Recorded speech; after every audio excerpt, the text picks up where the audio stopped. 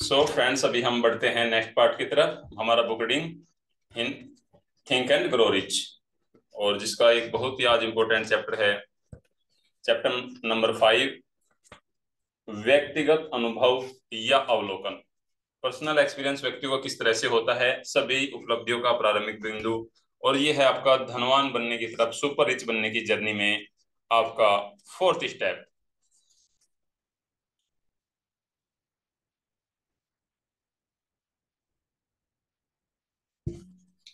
ज्ञान दो प्रकार के होते हैं, एक सामान्य है और दूसरा विशेष तरह का है।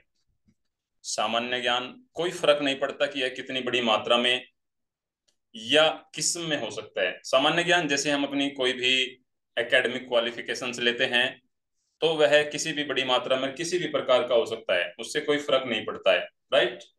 एंड धन का संचय करने में इसका बहुत कम इस्तेमाल है।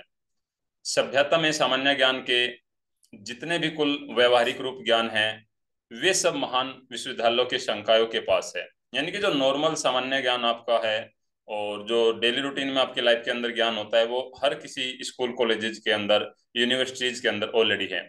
अधिकतर प्रोफेसरों के पास धन बहुत कम या बिल्कुल भी नहीं है।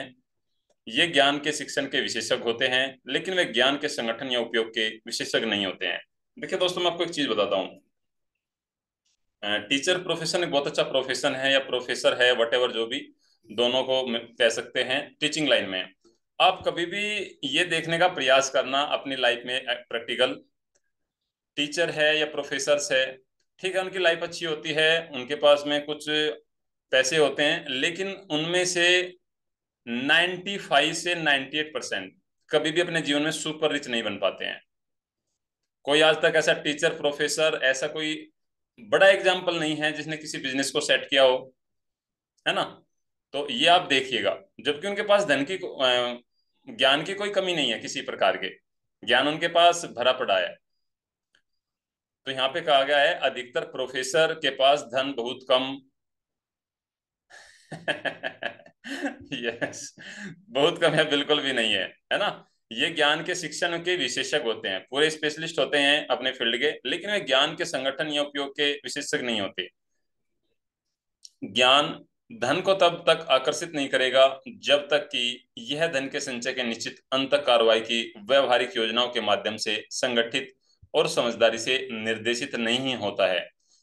आपका जो नॉलेज है, जो आपकी स्किल्स है, जो आपकी एक्सपर्टीज है, बात उसकी की जा रही है। ये पैसे को अपने जीवन में आपके नहीं लेकर आएगा जब तक आप उसको योजनाओं के माध्यम से अपने जीवन में संगठित रूप से और समझदारी से आप उस पर काम नहीं करेंगे। इस तथ्य की समझ की कमी लाखों लोगों के भ्रम का स्रोत रही है, जो इस गलत धारणा को मानते हैं कि ज्ञान शक्ति है। ऐसा कुछ भी नहीं है, ज्ञान ही संभावित शक्ति है, ये हम मान सकते हैं। यह शक्ति केवल तब बनता है जब इसे निश्चित योजनाओं में संगठित किया जाए और एक निश्चित अंत तक इसे निर्देशित किया जाए। यानी कि जो आपका ज्ञान है वो संभावित शक्ति है, पूरी पूर्ण शक्ति नहीं है। और उसको हम जब एक निश्चित योजना के साथ प्रॉपर एक पर्टिकुलर डायरेक्शन में उसको उस पर काम किया जाए, तो हम अपने जीवन में आगे बढ़ सकते हैं। आज सभ्यता को ज्ञात शिक्षा की सभी प्रणालियों में इस लापता कड़ी को शिक्षण संस्थानों द्वारा अपने छात्रों को यह सिखाने में मिली फलता में पाया जा सकता है कि ज्ञान को प्राप्त करने के बाद भी उसे व्यवस्थित और प्रयोग कैसे करें। क्योंकि दोस्तों देखिए, जब भी कोई पर्सन कोई भी बिजनेस को करने जाता है या किसी पर्टिकुलर जॉब को करने जाता है, नो डाउट जो उसने पढ़ा है अलग चीज है, लेकिन उसको जाकर उस पर्टिकुलर फील्ड से रिलेटेड फिर से ट्रेनिंग लेना होता है, चाहे वो प्राइवेट सेक्टर है, चाहे वो गवर्नमेंट सेक्टर है। बहुत से लोग यह सोचने की गलती करते हैं कि चूंकि हेनरी फोर्ड की स्कूली शिक्षा बहुत थोड़ी थी, वह एक शिक्षित आदमी नहीं है। वे लोग जो है गलती करते हैं, वे हेनरी फोर्ड को नहीं जानते हैं, न ही वे एजुकेट का वास्तविक अर्थ समझते हैं। यह शब्द लैटिन शब्द एडुको से लिया गया है, जिसका अर्थ होता है बाहर लाना या भीतर से विकसित करना, है ना। एक शिक्षित व्यक्ति जरूरी नहीं है कि वह या तो जिसके पास बहुतायत में सामान्य या विशेषज्ञ ज्ञान हो, है ना। एक ऐसा व्यक्ति जिसके पास बहुत सारा ज्ञान नहीं है या सामान्य ज्ञान भी उसके पास नहीं है। एक शिक्षित व्यक्ति वह है जिसने अपने मन के संकायों को इस तरह विकसित किया है कि दूसरे के अधिकारों का उल्लंघन किए बिना मोस्ट इंपोर्टेंट बात, वह जो कुछ भी चाहता है उसे या उसके समतुल्य को प्राप्त कर सकता है। हेनरी फोर्ड इस तरह से इस परिभाषा के अर्थ के भीतर आते हैं। हेनरी फोर्ड दोस्तों 1900 के दशक में एक बहुत बड़ा ब्रांड हुआ है फोर्ड कंपनी का, नो डाउट आज भी है, लेकिन उस समय पर ये इसका एक छत्र राज्य था पूरे वर्ल्ड के अंदर, है ना। और स्पेशली जब इन्होंने अपने 4 सिलेंडर के इंजन को असेंबल किया था, और ये व्यक्ति ऐसे थे जिन्होंने अपनी स्कूली शिक्षा भी नहीं कर पाई, कॉलेज को तो बात ही छोड़ दीजिए, है ना, ये 10th 12th स्टैंडर्ड भी नहीं कर पाए। इसके बावजूद भी इन्होंने मल्टी बिलियनर बिजनेस को बिल्ड किया और उसको स्केल पर वो लेकर गई, सिर्फ और सिर्फ अपने जितना भी इनके पास ज्ञान था उसको एक प्लानिंग के साथ में एक पर्टिकुलर डायरेक्शन में इन्होंने फोकस किया। प्रथम विश्व युद्ध के दौरान शिकागो के एक अखबार ने कुछ संपादकीय प्रकाशित किए, जिसमें अन्य बयानों के बीच में हेनरी फोर्ड को एक अज्ञानी निराशवादी कहा गया। श्रीमान फोर्ड ने बयानों पर आपत्ति जताई और उनके बारे में अपमानजनक लेख लिखने के लिए अखबार के खिलाफ मुकदमा कर दिया। जब न्यायालय में मुकदमा चला तो अखबार के वकीलों ने श्रीमान फोर्ड के अज्ञानी होने की बात की प्रमाणिकता जूरी को साबित करने के प्रयोजन से उन्हें गवाह के रूप में कटघरे में बुलाया। वकीलों ने श्रीमान फोर्ड से बहुत विविधता वाले सवाल पूछे। सभी सवाल उनके है अपने ही सबूत द्वारा ये साबित करने के इरादे से थे कि वे ऑटोमोबाइल के निर्माण से संबंधित काफी विशेष ज्ञान के अधिकारी हो सकते हैं, परंतु मुख्य रूप से वे अज्ञानी थे। और दोस्तों हुआ क्या, जब फोर्ड के बारे में गलत गलत बयान दिए गए कि इन्हें तो मतलब किसी तरह से अपनी जीवन में अपने कैरियर में ऊपर पहुंचे हैं, और जब उन्होंने अखबारों के खिलाफ संपादक के खिलाफ मुकदमा कोर्ट में किया, देन वहां पे फिर कोर्ट का ट्रायल शुरू होता है, तो उनको कटघरे के रूप में एक गुहा के रूप में खुद उन्हीं को कटघरे में बुलाकर उनसे कुछ सवाल पूछे गए। उन्होंने पूछा, वकील ने, बेनेडिक्ट अर्नोल्ड कौन था और 1776 के विद्रोह को दबाने के लिए ब्रिटिश ने कितने सैनिकों को अमेरिका भेजा था। आखिरी सवाल के जवाब में श्रीमान फोर्ड ने कहा कि मुझे ब्रिटिश द्वारा भेजे गए सैनिकों की सही संख्या तो पता नहीं है, लेकिन मैंने सुना है कि यह संख्या उन सैनिकों की तुलना में काफी अधिक थी जो कभी वापस लौटे थे। अतः अंत में श्रीमान फोर्ड से पूछताछ की झड़ी से थक गए और एक विशेष रूप से आक्रामक सवाल के जवाब में वे झुके। वकील की ओर से उंगली का इशारा किया और कहा, यदि मैं वास्तव में इस बेवकूफी वाले सवाल का जवाब या किसी भी अन्य सवाल को जो आप पूछ रहे हैं देना चाहूं तो मैं आपको याद दिला दूं, मेरी मेज पर बिजली के पुश बटनों की कतार है और मैं सही बटन दबाकर मैं अपनी सहायता के लिए ऐसे आदमी को बुला सकता हूं जो मेरे उस व्यवसाय से संबंधित मेरी इच्छा के किसी भी सवाल का जवाब दे सकता है जिसमें मैं अपने ज्यादातर प्रयास लगा रहा हूं। अब क्या आप कृपया मुझे बताएंगे कि सवालों के जवाब देने में सक्षम होने के उद्देश्य से मुझे सामान्य ज्ञान में अपने दिमाग को क्यों भरना चाहिए, जबकि मेरे चारों ओर ऐसे आदमी हैं जो किसी भी ज्ञान की आपूर्ति कर सकते हैं। बहुत इंपॉर्टेंट दोस्तों, इस पैराग्राफ में मैंने यहाँ पे रीड किया, इसको समझिए। जब बार बार हेनरी फोर्ड से वकील सवाल पूछ रहे थे तो वे उनके सवालों का अच्छे से रिप्लाई नहीं कर पा रहे थे और घुमा फिरा कर जवाब दे रहे थे। तो वकील उन्हें किसी बात को लेकर उंगली दिखाते हैं और उन्हें कहते हैं कि आप सही से इसका रिप्लाई कीजिए। तो तब हेनरी फोर्ड क्या कहते हैं कि जो मेरा ऑफिस है, मेरी टेबल है, उस पे बेल की एक कतार रखी हुई है ना। जैसे अलग अलग कोई भी फील्ड होते हैं किसी बिजनेस के अंदर, है ना, marketing, sales department, HR department, admin department. तो वो क्या कहते हैं कि मुझे जिस भी डिपार्टमेंट से रिलेटेड किसी भी प्रकार का मुझे अगर क्वेश्चन होता था तो मैं उस डिपार्टमेंट की बेल दबा देता था, उसके सेक्रेटरी, उसके हेड मेरे पास आते थे और मैं अपने क्वेश्चन पूछ लेता था। तो मुझे जरूरत नहीं है ना हर चीज को सीखने की, समझिए। यानी कि उन्होंने अपने माइंड को कहां पर लगाया, एक बिजनेस को सेटअप करने में। और एक नॉर्मल आदमी कहां पर अपने माइंड को लगाता है, समझ रहे हैं मैं क्या कहना चाह रहा हूं। एक कॉमन आदमी कहां पर अपने माइंड को लगा रहा है, अपनी एनर्जी को कहां पर लगा रहा है, जॉब करने में। क्योंकि बिजनेस में रिस्क है, फेल्योर है, राइट। जॉब में स्टेबिलिटी है, टाइम है। बिजनेस में कोई टाइम नहीं होता है बिजनेसमैन के लिए। हो सकता है उसको देर रात तक जागना पड़े, हो सकता है उसको अर्ली मॉर्निंग कोई डील करनी पड़े, हो सकता है उसको कोई डेलीगेशन आ रहा है, उनके लिए भी बहुत सारी चीजें व्यवस्थित करना होता है। इट मीन्स लेकिन जैसा वो जितना बड़ा रिस्क लेता है, जितना वो हार्ड वर्क करता है, उतना ही ज्यादा उसको रिवार्ड भी मिलता है। तो उन्होंने क्या कहा कि मुझे ऐसे ज्ञान की जरूरत नहीं है, ऐसे ज्ञान को उपलब्ध कराने के लिए, मेरे सभी सवालों के उत्तर को देने के लिए मेरी मेज के ऊपर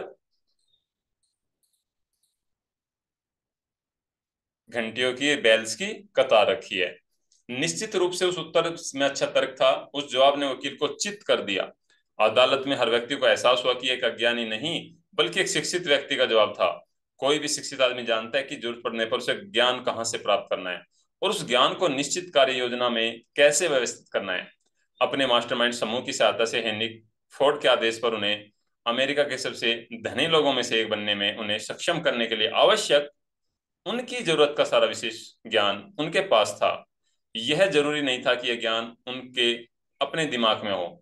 निश्चित रूप से कोई भी व्यक्ति जिसका इस प्रकृति की पुस्तक पढ़ने में काफी झुकाव और ज्ञान हो, संभवतः इस उदाहरण के महत्व को चूक सकता है। देखिए दोस्तों, इसको समझिए, है ना। जरूरी नहीं कि आपके पास में हर फील्ड की नॉलेज हो, आपके पास में बहुत सारा ज्ञान हो, आपके पास में बहुत सारी नॉलेज हो। मैं एक एग्जांपल आपको देता हूँ, है ना। जैसे अभी मैं as a training coaching industry में हूँ, तो क्या जिनको मैं कोच कर रहा हूँ या जिनको मैं टीच कर रहा हूँ, जिनको हम अपने ऑनलाइन ट्रेनिंग कोचिंग इंडस्ट्री के सेशंस देते हैं, क्या उनकी स्किल्स मुझसे ज्यादा नहीं है? बहुत से लोगों की स्किल्स मुझसे ज्यादा होती है ना। डॉक्टर, इंजीनियर, प्रोफेसर, है ना। तो इस तरह के हमारे साथ में लोग कनेक्ट होते हैं। वो वेल क्वालिफाइड है, उनकी एकेडमिक क्वालिफिकेशन अच्छी है, और भी कई चीजों में देखे तो बहुत अच्छे भी हैं। लेकिन जो बिजनेस सेटअप का माइंड सेट है, जो उसकी टेक्निक्स है, जो उसके लिए आपको एक्शंस लेने हैं, वो उनके पास नहीं है। समझ पा रहे हैं? रिलेट कर पा रहे हैं मेरे एग्जाम्पल के साथ में? तो ठीक उसी तरह से जब आप एक बिजनेस को सेट करते हैं, किसी भी प्रकार के व्यवसाय को शुरुआत करते हैं, तो आपको चैलेंजेस आएंगे, है ना। लेकिन धीरे धीरे जब आप इस जर्नी में आगे बढ़ेंगे तो लोग आपको उसी के अकॉर्डिंग मिलते जाएंगे।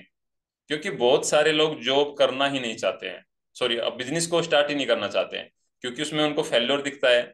नो डाउट उसमें मनी, एनर्जी, टाइम ज्यादा लगता है। इसलिए तो यहाँ पे इसका एग्जाम्पल हेनरी फोर्ड का क्या एग्जाम्पल दिया गया। नो डाउट उनके पास उतना स्किल्स नहीं है, उनके पास उतना नॉलेज, ज्ञान नहीं है, लेकिन उनके पास ऐसे व्यक्ति उपलब्ध है जो उनको जरूरत पड़ने पर वो सारी चीजें अवेलेबल करा देते हैं। That is the most important thing. और ये एक हमेशा क्लेवर पर्सन या बिजनेसमैन और एक समझदार शिक्षित व्यक्ति की पहचान है। पढ़े लिखे की नहीं कह रहा हूँ, शिक्षित व्यक्ति की पहचान है कि उसको जब जिस भी चीज की जरूरत होती है, उस तरह के एनवायरमेंट को, उस तरह के लोगों को अपने चारों रखे। इससे पहले कि आप अपनी इच्छा को इसके मौद्रिक समतुल्य में परिवर्तित करने की अपनी योग्यता के बारे में विश्वस्त हो पाए, आपको सेवा, व्यापार या पैसे के उस विशेष ज्ञान की आवश्यकता होगी जिसे आप संपत्ति के बदले में पेश करने का इरादा रखते हैं। शायद प्राप्त करने की अपनी मौजूदा क्षमता या झुकाव की तुलना में आपको बहुत विशेष ज्ञान की आवश्यकता हो सकती है। और यदि है सच है तो आप अपने मास्टरमाइंड समूह की सहायता से अपनी इस कमजोरी को पाट सकते हैं। वंडरफुल। यानी कि जब भी आप कोई काम करेंगे, कोई भी सेवा, व्यापार या बिजनेस को शुरू करते हैं, तो आपको एक विशेष ज्ञान की आवश्यकता होगी, है ना। तो जो भी आपसे मनी पाने की अपेक्षा रखते हैं, तो आप उनको अपने उस मास्टरमाइंड समूह में शामिल कर लीजिए और उनको वो पे कर दीजिए। और जो आपकी वीकनेस है या जो आपकी इस जर्नी में, बिजनेसमैन बनने की जर्नी में चीजें लगने वाली है, उनसे वहां पर अपने साथ आप कनेक्ट कर लीजिए। नेक्स्ट इंपोर्टेंट, एंड्रयू कार्नेगी ने कहा था कि वह व्यक्तिगत रूप से इस्पात कारोबार के तकनीकी हिस्से के बारे में कुछ नहीं जानता है। इसके अलावा उसने विशेष रूप से इसके बारे में कुछ जानने की परवाह भी नहीं की। उसने यह विशेष ज्ञान जिसकी उसे इस्पात के निर्माण और विपणन के लिए आवश्यकता थी, अपने मास्टरमाइंड समूह की अलग अलग इकाइयों के माध्यम से उपलब्ध पाया। उन्होंने क्या कहा, जैसे पिछले चैप्टर में हमने एंड्रयू कार्नी का जो उन्होंने इस्पात के कारोबार को सेटअप किया था, वो उसके टेक्निकल एस्पेक्ट्स के बारे में, तकनीकी पहलुओं के बारे में कुछ भी नहीं जानता था। लेकिन उसने उन लोगों को इकट्ठा किया उसमें, जिनके पास ये इस पे विशेष ज्ञान था, स्पेशलाइज्ड था, और उन्होंने उस इस्पात के पूरे कारोबार को स्थापित करने में उन सबको अपने साथ कर लिया। दौलत के संचय के लिए शक्ति की आवश्यकता होती है ना। इसलिए हम बोलते हैं where your focus, where your energy goes your focus flows, और where your focus goes your energy, your money goes. तो जहां जहां आपका एनर्जी जाएगा या आपका जहां फोकस जाएगा, वहां पर आपकी एनर्जी जाएगी। आपका फोकस डिस्ट्रैक्ट हो गया तो एनर्जी भी डिस्ट्रैक्ट हो जाएगी आपकी। अगर आपका फोकस अभी बुकडिंग में है तो आपकी एनर्जी लग रही है, तो मनी फ्लो हो रहा है आपके साथ। अगर आपका इस समय फोकस मोबाइल की स्क्रॉलिंग पर है या दूसरे काम में है आपका, तो आपका एनर्जी भी वहीं पर जा रहा है, एनर्जी वहां पर जा रहा है तो मनी भी उसी ओर फ्लो हो जाएगा आपका, कंप्लीटली फोकस नहीं हो पाएगा। दौलत के संचय के लिए शक्ति की आवश्यकता होती है, और शक्ति अत्यधिक संगठित और समझदारी से निर्देशित विशेष ज्ञान के माध्यम से हासिल की जा सकती है। लेकिन इस ज्ञान को आवश्यक रूप से उस आदमी के कब्जे में होने की जरूरत है नहीं है जो दौलत संचित करता है ना। तो आपको नॉर्मली समझदार होने में या संगठित होने में विशेष ज्ञान के माध्यम से इसको आप हासिल कर सकते हैं। पिछले पैराग्राफ से उन महत्वाकांक्षी व्यक्ति को दौलत संचित करने के लिए आशा और प्रोत्साहन मिलना चाहिए जिसके पास इस तरह के विशेष ज्ञान की आपूर्ति करने के लिए ऐसी आवश्यक शिक्षा नहीं है। वंडरफुल। उन्होंने क्या कहा? सुपर रिच बनने के लिए, अपने जीवन में अमीर बनने के लिए उन लोगों को थोड़ा सा प्रोत्साहन मिलना चाहिए, है ना, क्योंकि उनके पास जो विशेष ज्ञान वो उनके पास नहीं है जो रिच बनने की जर्नी में रहता है, जिसकी उनको आवश्यकता हो सकती है। और कभी कभी लोग हीन भावना से ग्रस्त जीवन गुजारते हैं क्योंकि वे शिक्षित नहीं होते हैं। हीन भावना मतलब हम क्या बोलते हैं, विक्टिम और winner, choice is always yours. यानी वो एक विक्टिम लाइफ को गुजारते हैं अपनी लाइफ में। देखिए दोस्तों, मैंने जब इस क्योट्स को बना था मैंने इसमें बड़ा सोचा। मेरे पास ऑप्शन थे, मैं वहां पर लूजर शब्द को इस्तेमाल कर सकता था, है ना। लूजर कौन होता है? जो कई बार हार जाता है लेकिन वो फिर से प्रयास करता है। लूजर एक विनर बन सकता है, लेकिन एक विक्टिम कभी विनर नहीं बन सकता है। लूजर कौन होता है? किसी ने प्रयास किया, वो हार गया, देन वो फिर ट्राई कर सकता है, वो विनर बन सकता है। विक्टिम कौन होता है? जो अपने हालातों के साथ समझौता कर लेता है, जो ये मान लेता है अपने जीवन में कि यस मैं हार चुका हूं, मेरे पास कोई ऑप्शन नहीं है और दूसरा, और मुझे अपने इन्हीं हालातों के साथ अपने जीवन को गुजारना है। वट एवर वो जॉब कर रहा है या कोई किसी भी प्रकार के कहीं किसी भी प्रोफेशन में हुआ है, डजेंट मैटर। इसका मतलब ये है कि जो व्यक्ति जिनके पास ऐसा आवश्यक ज्ञान नहीं है, कई बार वो हीन भावना से भी ग्रस्त होकर अपने जीवन को गुजारते हैं क्योंकि वे शिक्षित नहीं होते हैं। वे व्यक्ति जो उन व्यक्तियों के मास्टरमाइंड समूह को संगठित और निर्देशित कर पाए जिनके पास पैसे का संचय करने में उपयोगी ज्ञान है, वह उतना ही शिक्षित व्यक्ति है जितना कि समूह का कोई अन्य व्यक्ति। यदि आप इस कारण में से हीन भावना से ग्रस्त है कि आपकी स्कूली शिक्षा सीमित रही है, तो आप यह याद रखिए, थॉमस ए एडिसन अपने पूरे जीवन में केवल 3 महीने के लिए स्कूल गए और उनके पास शिक्षा की कमी नहीं थी, न ही वे गरीबी मरे थे। हेनरी फोर्ड सिर्फ छठी शिक्षा से कम ही स्कूल गए थे, लेकिन वे वित्तीय रूप से काफी अच्छा प्रदर्शन करने में कामयाब रहे, है ना। एडिसन तो सिर्फ 3 ही महीने गए थे पूरे लाइफ में, पूरे जीवन काल में सिर्फ 3 महीने स्कूल गए थे। और जबकि आप सभी जानते हैं आज भी उनका नाम इतिहासों में दर्ज है और हमेशा रहने वाला है। इसी तरह हेनरी फोर्ड ने भी एक बहुत बड़े कारोबार को स्थापित किया था जबकि वो भी छठी क्लास तक ही पढ़े थे। विशेष ज्ञान सेवा की सबसे भरपूर मात्रा में और सबसे सस्ते रूपों में से एक है जिसे आप पा सकते हैं। यदि आपको संदेह है तो किसी भी विश्वविद्यालय के वेतन के रिकॉर्ड को देख ले। इट मीन्स आप किसी भी यूनिवर्सिटी में जो वेतन दिया जाता है तो वहां पर आप देख लीजिए किसको कितना वेतन मिल रहा है, उनका पे आउट कैसा है। अब बात आती है दोस्तों बहुत इंपॉर्टेंट, ज्ञान कैसे खरीदे, यह जानना कुछ देता है। अभी मोस्ट इंपॉर्टेंट आता है कि ज्ञान को कैसे आप अपने जीवन में उतार सकते हैं। तो बहुत इंपॉर्टेंट टॉपिक है। सबसे पहले तय करें कि आपको किस प्रकार के विशेष ज्ञान की आवश्यकता है ना। देखिए, जब आप इस ट्रेनिंग कोचिंग इंडस्ट्री में आगे बढ़ते हैं या वटेवर जो भी अपने जीवन में बिजनेस करते हैं, जिस अकॉर्डिंग आप आगे बढ़ना चाहते हैं, उसमें सबसे पहले आप ये तय कर ले कि आपको कौन से स्पेशल ज्ञान की आवश्यकता है ना। आपको पब्लिक स्पीकिंग लगेगा, पर्सनल ब्रांडिंग लगेगा, ग्राफिक्स लगेगा, वीडियो मेकिंग लगेगा, वटेवर जो भी। और यह उद्देश्य जाने जिसके लिए इसकी आवश्यकता है। आपका उद्देश्य क्या है ना, आपका एम क्या है, गोल क्या है आपकी। बहुत हद तक जीवन के आपके प्रमुख उद्देश्य और वह लक्ष्य जिसकी ओर आप काम कर रहे हैं आपको आवश्यकता के ज्ञान को निर्धारित करने में मदद करेंगे, है ना। आपकी स्पेशलाइज्ड कौन से फील्ड में आप करना चाहते हैं। इस सवाल के हल होने के बाद आपको अगले कदम की आवश्यकता होगी कि आपके पास ज्ञान के भरोसेमंद सूत्रों के विषय में सही जानकारी हो। इनमें से अधिक महत्वपूर्ण है व्यक्ति का अपना अनुभव और शिक्षा, अन्य लोगों के सहयोग से उपलब्ध अनुभव और शिक्षा, मास्टरमाइंड सहयोग, कॉलेज और विश्वविद्यालय, सार्वजनिक पुस्तकालय, या फिर विशेष प्रशिक्षण पाठ्यक्रम, जो अभी हम इवनिंग में हमारा प्रोग्राम चलते हैं, है ना।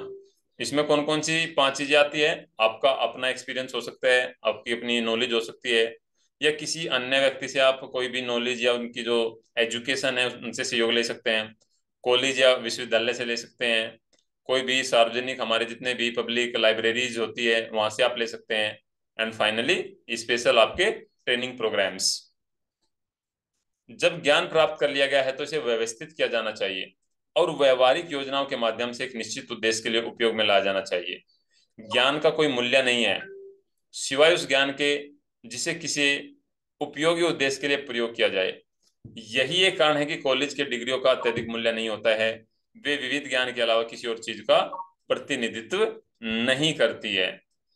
यदि आप अतिरिक्त स्कूली शिक्षा लेने के बारे में सोचते हैं तो पहले वह निर्धारित करें या वह उद्देश्य निर्धारित करें जिसके लिए आप ज्ञान तलाश रहे हैं, और फिर सीखें कि किन विश्वसनीय सूत्रों से इस प्रकार का ज्ञान प्राप्त किया जा सकता है ना। जैसे अभी मैं सोच रहा हूँ, मुझे अभी पहले ग्रेजुएशन के बाद मास्टर डिग्री करना है ना।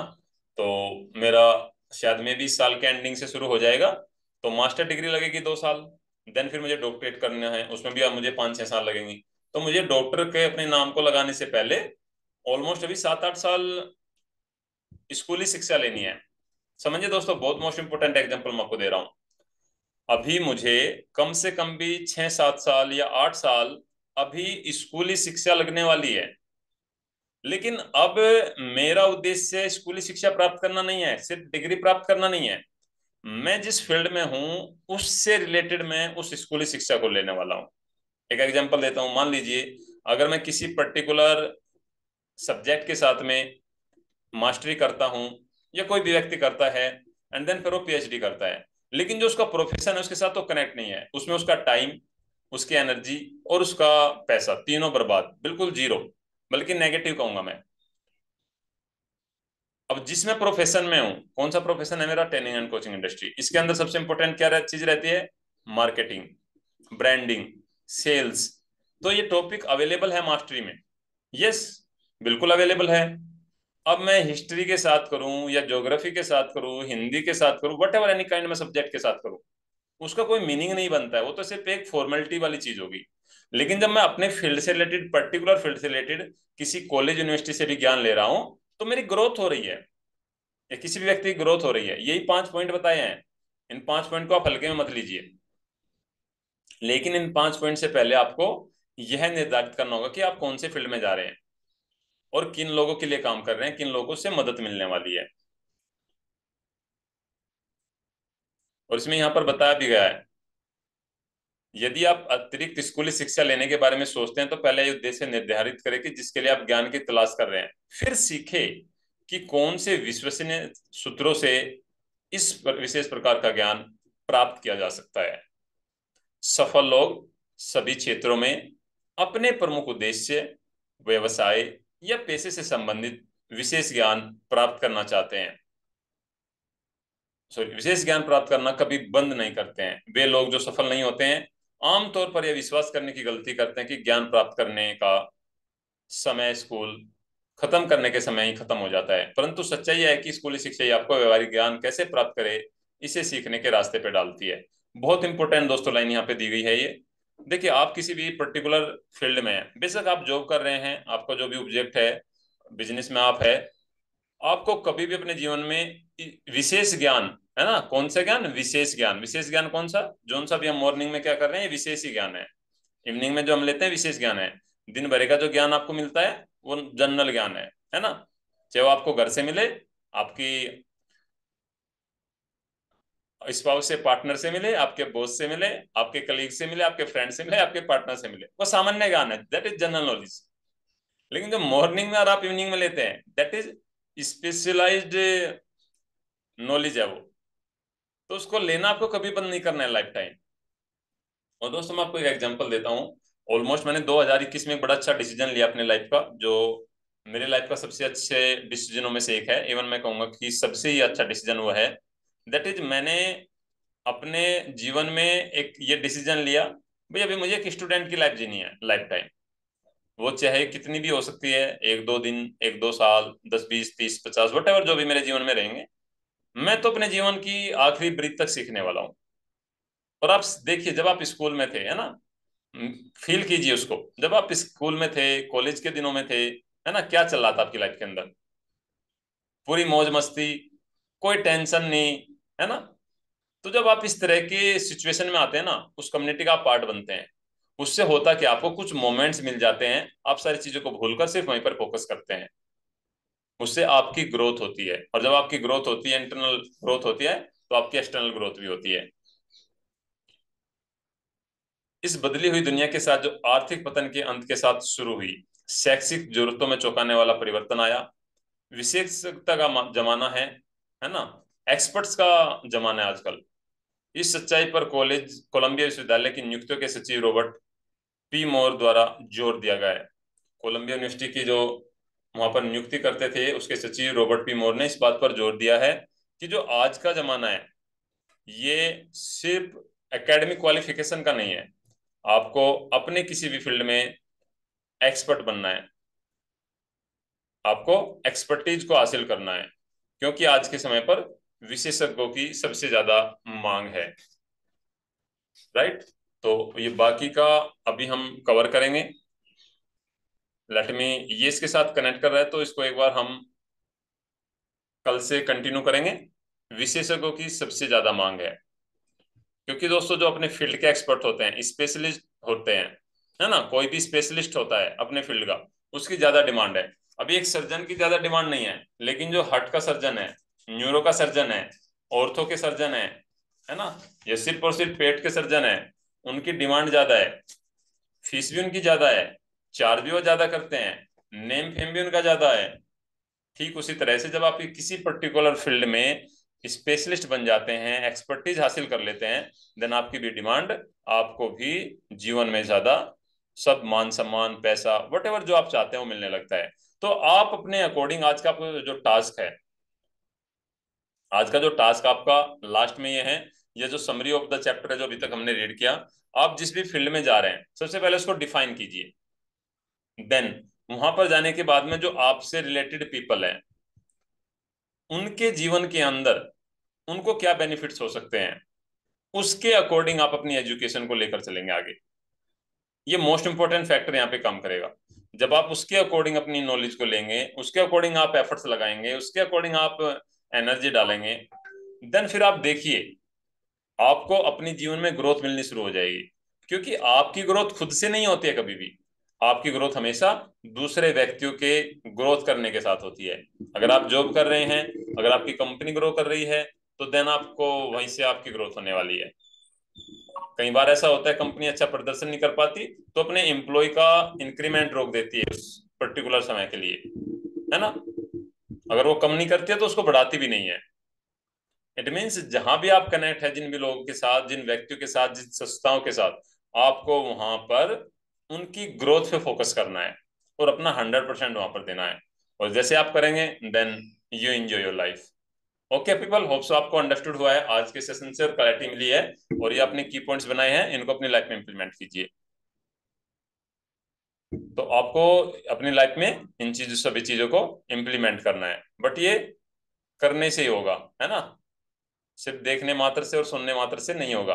अगर नहीं भी की पॉइंट्स बनाए हैं, की पॉइंट्स अपने बनाइए, एंड जरूर से उनको अपनी लाइफ में इम्प्लीमेंट कीजिए।